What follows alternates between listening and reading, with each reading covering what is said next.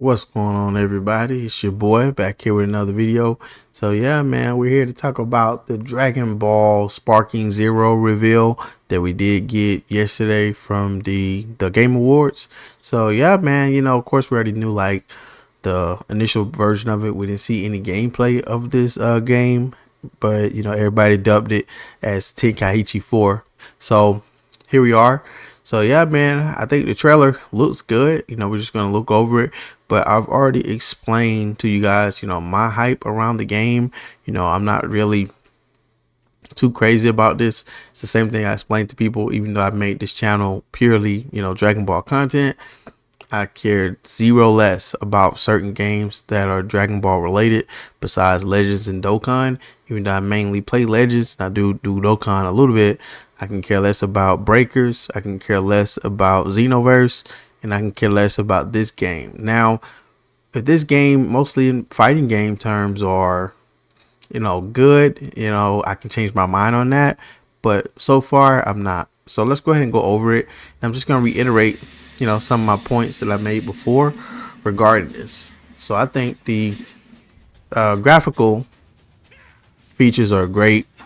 I think this is going to probably turn out to be the best looking Dragon Ball Z game there is.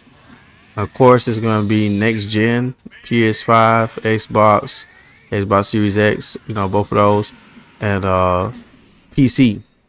So they show some people in the roster. So fighting games, they tend to not give you all the characters and try to make you pay for it, DLC. So if they can, give you a lot of the characters without making you having to pay for them, I think that will be awesome. But I don't think they're gonna do that. I like having this logo. We're just gonna leave that up right there. Matter of fact, I'm gonna let y'all see the thing when it said it. So here's it. Now you can add it to your wish list. Like I said, PS5, Xbox Series X and S, and then of course Steam. So it says it is being powered by Unreal Engine. I'm not sure if it is 5, but it looks good. But yeah, man, I don't think it's anything else. Yeah, it's just now go back and die. But if we go here towards Broly when he was going crazy here, and he transforms,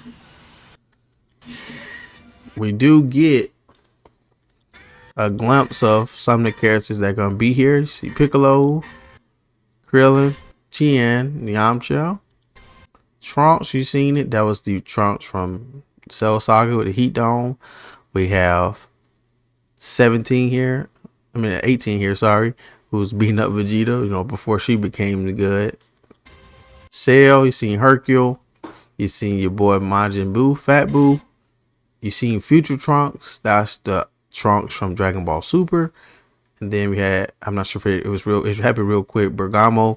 Here's a MVP 17 because he has on the Ranger outfit, and Jiren. So, but you can see Gamo, you got to play it in like 1.5 speeds.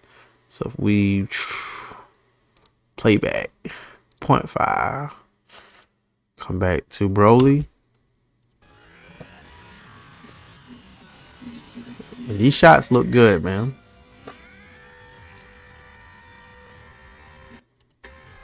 You can see Bergamo.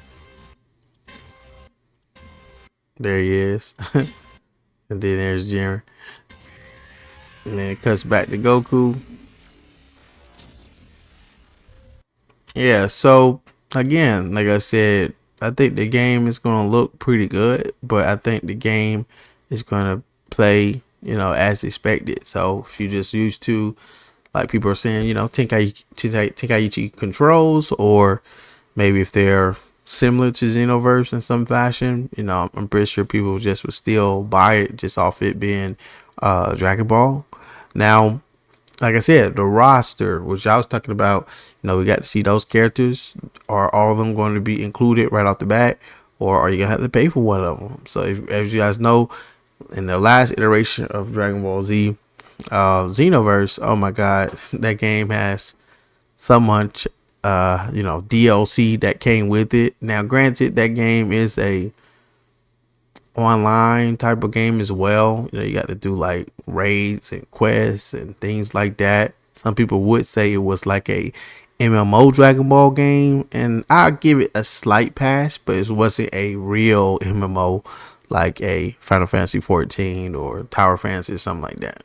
But it had some MMO aspects to it, so I give it a slight pass. Not really, but yeah, man, that game was DLC central.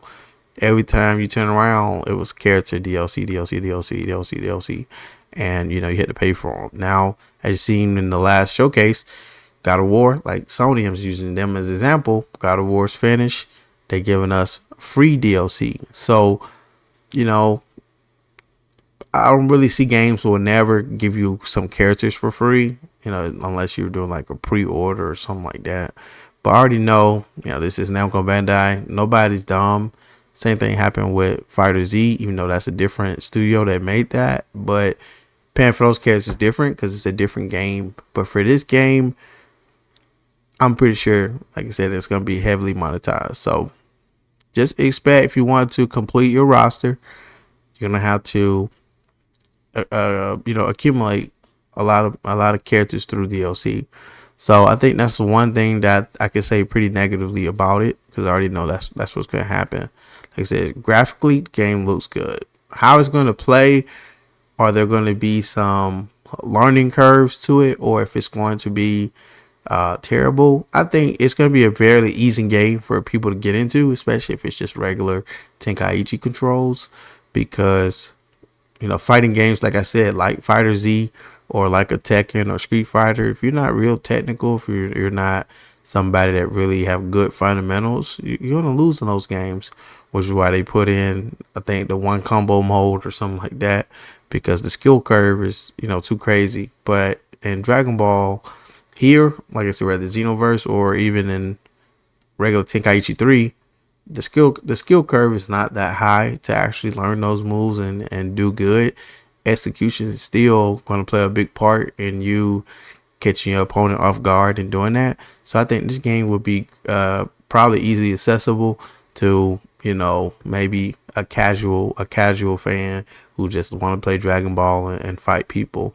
So I think this just gives everybody else a good way to, you know, fight online on a new game with a new engine, with you know, new things. So I hope they do capitalize on some different things that happen, you know, in the story, and it looks good. But like I said, if I really like what I see, and you know, if I get a good response from you guys, you know, I would gladly pick the game up. It's not a problem for me, but you know, I don't really want to do it if, you know, it's not much I'm gonna get from it. So let me know in the comments, are you gonna be picking the game up? Should I pick the game up? I just want to hear you guys comments, and I'm just gonna give y'all a like goal, man. Very easily like goal. If this video get 1,000 likes, just 1,000, I will buy the game. Simple. Just do it. Like, comment, subscribe if you've already done so. Let me know your hype factor around this. Like I said, for me, it's not nothing too much. I'm over the Tenkaichi phase, but I love Legends. You know, it's pretty good, but I don't know if I can go back to that type of format. But like I said, 1,000 likes, I will go on stream. Even though I told you guys I uploaded some video out of my last video a couple months ago, playing Fighter Z from like 2-3 years ago. I was never a pro or good at Fighter Z, and I enjoyed it. It just, I could not learn those combos for the death of me. But you know, if people wanted me to play Fighter Z on stream or live, I would have did it. But yeah, there's no demand for it. So we'll see. Like, comment, subscribe. Catch you in the next one. Peace out.